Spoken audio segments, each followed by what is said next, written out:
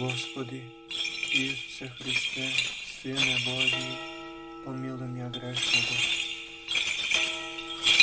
У ime na Otca i Sina i Svetijog Duha. Amin. Возлюбени во Христа Бога, браќи и сестри, денеска славиме воскресение на еден човек кој што станува икона за вистинското воскресение на човекот во Христа Господа. Човек, пријател и другар Христов, брат на познатите две сестри од Евангелието, Марта и Марија. Името на тој голем отец на црквата е Лазар.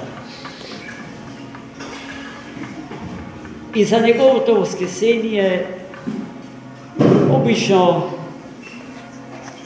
кажуваме прилично прозаични беседи, кои што повеќе наликуваат на прераскажување на евангелската вистина запишана во денешното евангелско четиво, создадено од раката на големиот апостол и евангелист Христоф Јован.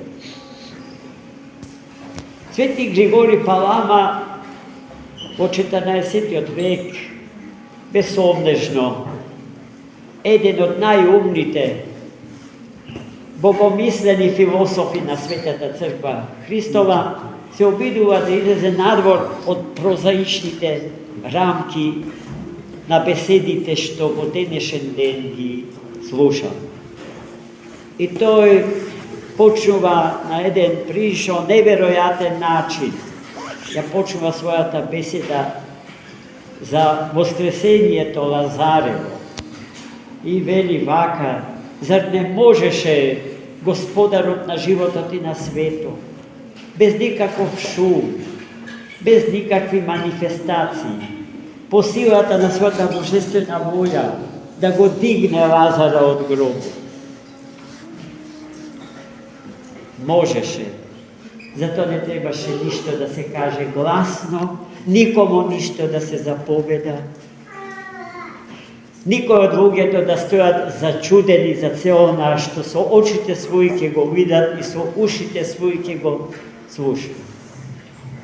Тогаш зошто Христос не постапи така со Лазар?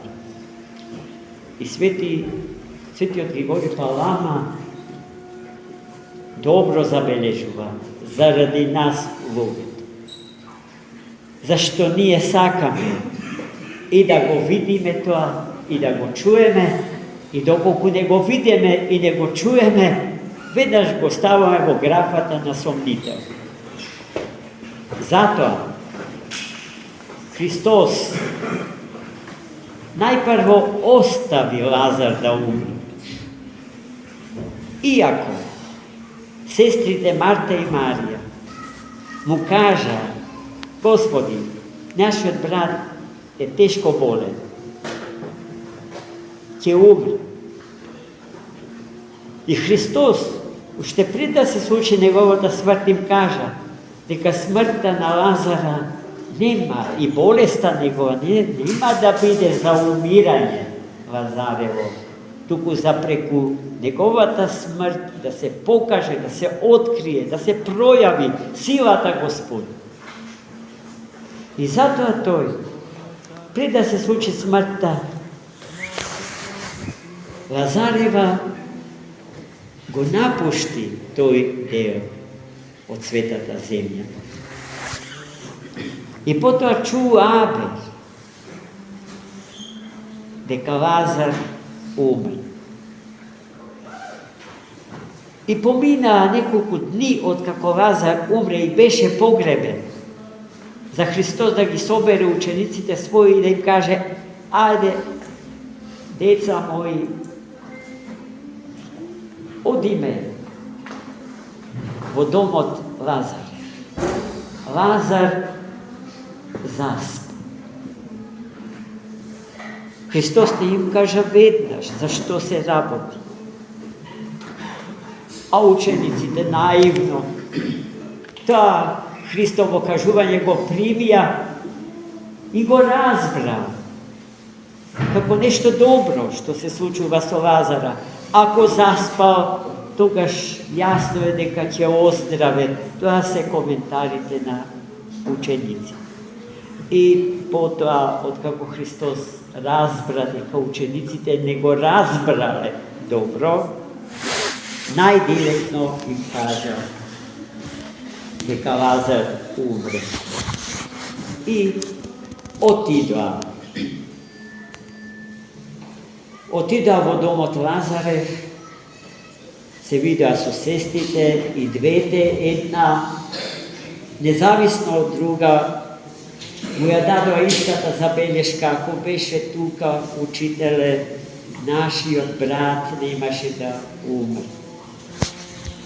И тогаш Христос ги потсети на зборовите што од почетокот им ги кажа: ако верувате во мене, вашиот брат ќе воскресне. Да, ќе воскресне, но во денот кога сите ќе воскреснат, во последниот ден, во денот што не знае за ноќ.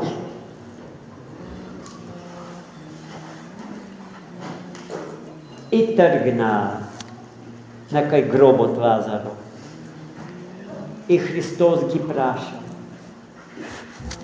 каде е Лазар? И тука е тоа зашто Свети Григорий Палама сака да зборува, ама суштински, не површно и надворешно гледано. Тој што се знае, тој што се може, прашува каде е Лазар. И тука тој им се открива како вистински човек. Со сите карактеристики својствени за природата човечка, создадена по урнекот на човечката природа во Богочовекот Христос, не како завршена природа, не како завршено битие, туку како битие просто, но со потенцијални можности да стане совршен. Човек добар и прост, но со потенцијални можности да се обожи, да стане Бого човек по благодат или Бог од Бога по благодат. А потоа, кога стигаат кај гробот, истиот тој човек им заповеда на луѓето да го тргнат каменот од гробната врата, кој што бил тежок, претежок, бидејќи гробот бил издлабен во пештера, во камен. И тоа Господ не случајно го бара од луѓето, за да ја видат тежината на камен.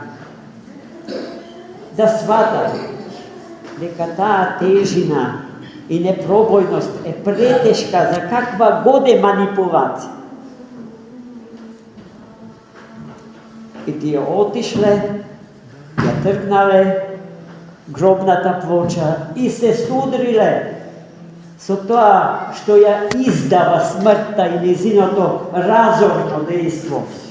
Силниот и неподносив смрад на телово распаѓање, кој што 4 дена цели и ноќи е веќе погребено во гробот. И тогаш, откако се ова луѓето го видоа и го слушна и со рацете своји го допреа, Христос силно извика и му заповеда на Лазара да излези надвор. Тоа зашто Палама вели дека можеше и да не се случи. Ако не бевме ние го прашали, ние луѓето, не само тие што беа сведоци на тој настан, туку и секое друго човечко поколение од тогаш наваму, до крајот и полнотата на времето и на светот. Лазар излезе, целиот во завои, онака како што евреите ги побиваат своите мртовци. Едва и чекореше, ја добија втората заповед да го ослободат од завоите, за да може слободно, послободно да им пристане. И сето тоа се случи. Но животната историја на светиот четвридневен Лазар не завршува тука. Тој потоа, имајќи го благословот Божи, ќе стане владика, епископ на Светата Црква Божја. И тој ќе биде тоа на познатиот остров Кипар. И неговите свети мошти до ден денеска се чуваат во Ларнака, во градот во кој што епископувал светиот Лазар, четвридневен. И вие можете да отидете и да ги целивате неговите свети мошти и денеска. Потребно е само вашата волја, се развива и некаков минимум финансиски можности за тоа. Најдобро би било да сме добри организатори и во таа смисла добри пастири, па заедно да тргнеме и на овој ден со името на Бога да сме со Него таму, каде што Господ ни го остави до ден денешен. Најмили мои, толку за нашиот четвридневен Лазар. Но тоа што се случи со Лазара е нешто што ќе се случи со секој од нас посебно. Добро рече Марија во денот од воскресението на сите. А во тој ден ќе воскресат не само упокоените, туку и живите. Гледајте каков е третманот и на живите според црковното поимање на живот. Животот е вистински, доколку е несмртен. Животот со кој што сега живееме и постоеме ги има тие потенцијали во себе.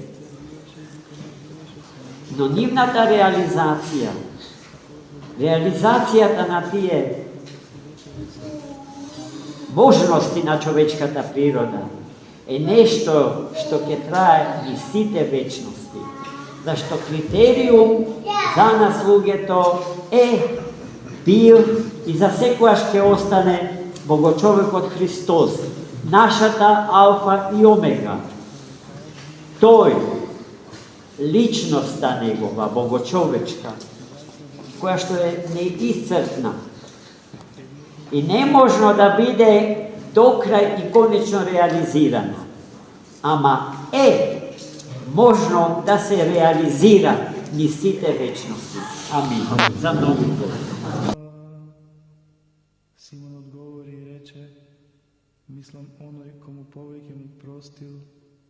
А он му рече: право пресуди. И кога се заврте кон жената, му рече на Симона: ја гледаш ли оваа жена? Влегов во твојот дом, ти ни вода за нозете не ми даде, а таа со солзи ми ги огли нозете и со косата своја ги истри. Ти не ми даде целив, а таа откако влегов не престана да ги целива нозете мои. Ти со миро не ја помаза главата моја, а таа со миро ги помаза нозете мои. Затоа ти велам, неизи се простуваат многу гревови, оти ме возлюби многу, а кому малку се простува, мала и љубов има. Неизе пак и рече, ти се простуваат гревовите, а оние што седеа со него на трпезата, почнаа да говорат во себе: кој е овој што и гревови опростува? На жената пак и рече: верата твоја те спаси.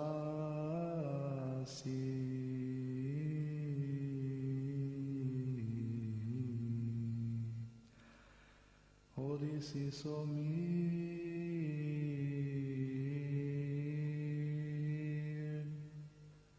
Слава Тебе, Господи, слава Тебе.